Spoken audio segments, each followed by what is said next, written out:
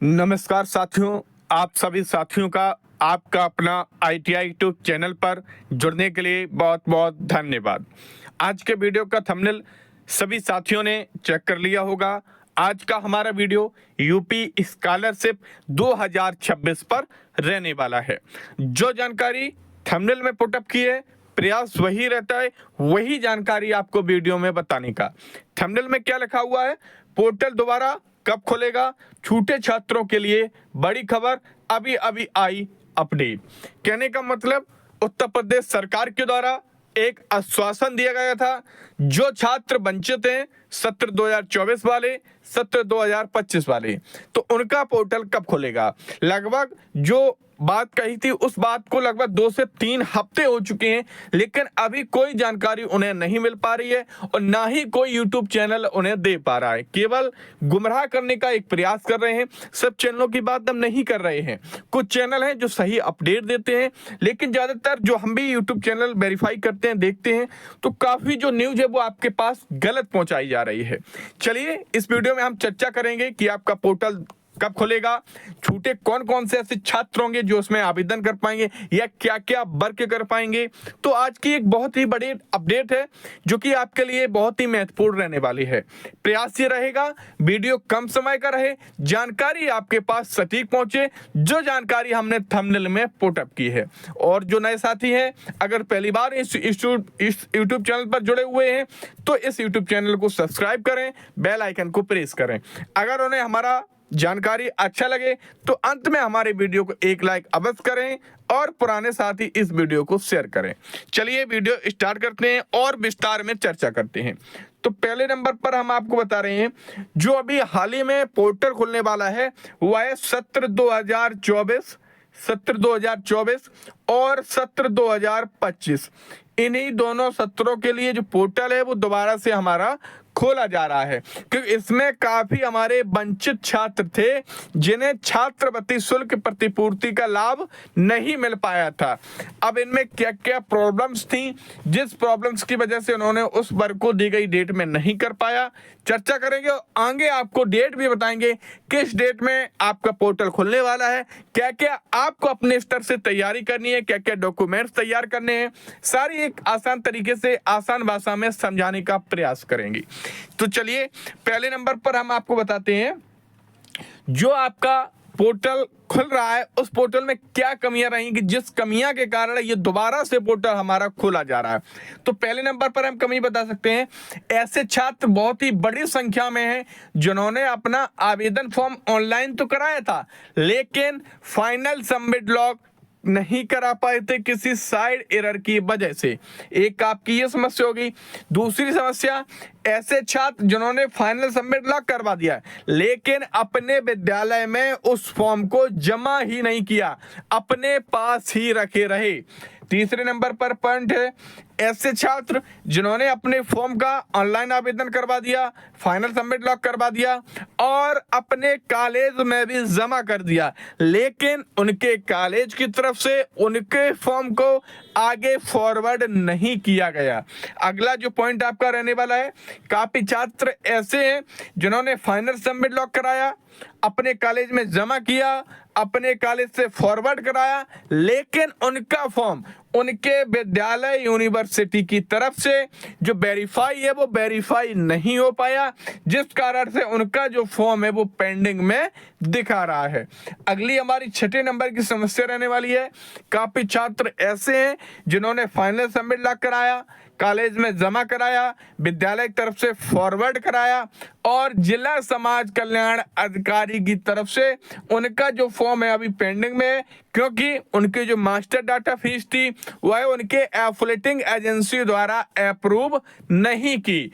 ये जो 5 से 6 कारण हमने आपको बताए हैं, हो सकता है कि आपका भी इनमें से कोई एक कारण जरूर हो।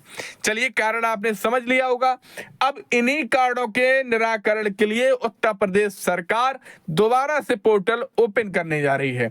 अब इसमें छात्र अपने फॉर्म को जमा करेंगे, कॉलेज से फॉरवर्ड कराएंगे और कॉलेज वाले उन्हीं फॉर्मों को अपने एफिलिएटिंग एजेंसी द्वारा अप्रूव कराएंगे और फिर दोबारा से वही फॉर्म आपके जिले लेवल पे आ जाएगा और जिले लेवल से दोबारा जो वेरिफिकेशन का एक चरण होता है PFMS के माध्यम से, UDIDA के माध्यम से, जो हमारी आधार कार्ड की शायद होती है उसके माध्यम से आपके जो सारे फॉर्म है वो एक बार दोबारा से रीचेक वेरीफाई किए जाएंगे।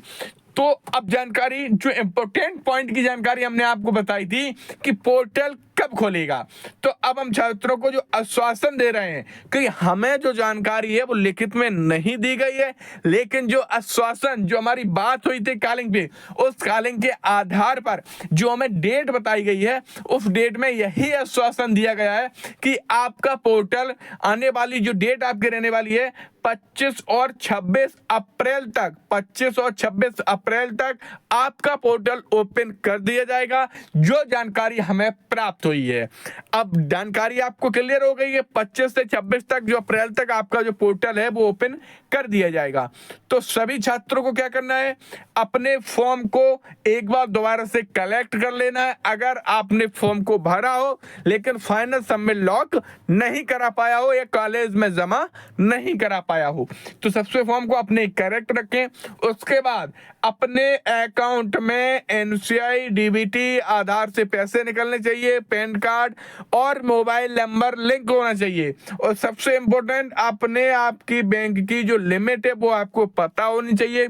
काफी कोर्सेज ऐसे होते हैं जिनमें 1 लाख 2 लाख तक की जो स्कॉलरशिप है वो उन्हें प्रदान की जाती है। तो इसमें पूरा डिपेंड होता है आपके अकाउंट के वेरिफिकेशन तक। अगर आपका अकाउंट अगर सही पाया जाता है तो दी गई डेट में आपका जो पैसा है वो ट्रांसफर कर दिया जाता है। और कहीं ना कहीं अगर अकाउंट में NCI ना हो, आधार DBT ना हो, फिंगर से पैसे ना निकलते हो, पैन कार्ड ना लगा हो, मोबाइल नंबर लिंक ना हो, अगर ये समस्याएं नहीं है तो आपका जो पैसा है वो विभाग द्वारा तो भेजा जाता है लेकिन आपके बैंक अकाउंट में पैसा नहीं पहुंच पाता है। तो ये सारी चीजें जो हमने आपको पॉइंट बताए हैं, इन पॉइंटों की आप तैयारी कर लीजिए क्योंकि समय आपके पास ज्यादा नहीं बचा है। और उसके बाद भी अगर छात्र एकजुटता दिखाएंगे, 1076 पर कंप्लेंट करेंगे तो एक भारी संख्या में सरकार के पास रिकॉर्ड पहुंचेगा कि छात्र परेशान हैं, उनकी समय से फीस जमा नहीं हो पा रही है, तो जिससे सरकार और जल्दी आपके पोर्टल पर वर्क करेगी और दोबारा से पोर्टल खोलेगी। जो छात्र वंचित रह चुके हैं, BA, BSc, ITI, D Pharma, polytechnic, ANM, JNM, BTC, BR, DLED, जितने भी 12वीं के ऊपर की क्लासेस हैं, जो छात्र वंचित हैं, तो ज्यादा से ज्यादा 1076 पर आप शिकायत करेंगे तो सरकार के पास एक लिखित में डाटा पहुंचेगा। तो हो सकता है प्रयास उस डेट को पहले ही प्रारंभ कर दे कि आपका जो ऑनलाइन आवेदन है या फॉरवर्डिंग है, सारी प्रक्रियाएं पहले से ही पोर्टल पर अवेलेबल कर दे। लेकिन उसके लिए आपको एकजुटता दिखानी चाहिए, कंप्लेन करनी चाहिए, ये सारी चीजें आप लगातार करते रहें।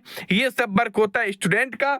स्टूडेंट थोड़ा सा मेहनत करेंगे, परिश्रम करेंगे तो पूरा प्रयास रहेगा कि उनका पैसा उनके बैंक अकाउंट में हमारा पूरा रहेगा कि ट्रांसफर किया जाए। फिर भी अगर किसी छात्र को कोई समस्या है, उसकी समस्या का समाधान इस वीडियो में नहीं बताया गया है, कमेंट करें। वीडियो के डिस्क्रिप्शन में मोबाइल नंबर है, 24 आवर आप बात कर सकते हैं। टेलीग्राम, व्हाट्सएप चैनल की ग्रुप अवेलेबल होगी, वहां पर विद प्रूफ के, विद रिकॉर्डिंग की जो हमारी बात होती है, विद स्क्रीनशॉट के सारी चीज आपको वहां पर उन दोनों ग्रुपों में मिल जाएंगी। तो सभी साथियों ने अगर अभी तक इस यूट्यूब चैनल को सब्सक्राइब नहीं किया, सब्सक्राइब करें, बेल आइकन को प्रेस करें, ज्यादा से ज्यादा साथियों के पास शेयर करें। तो सभी साथियों का एक बार पुनः आपका अपना ITI यूट्यूब चैनल पर जुड़ने के लिए बहुत बहुत धन्यवाद।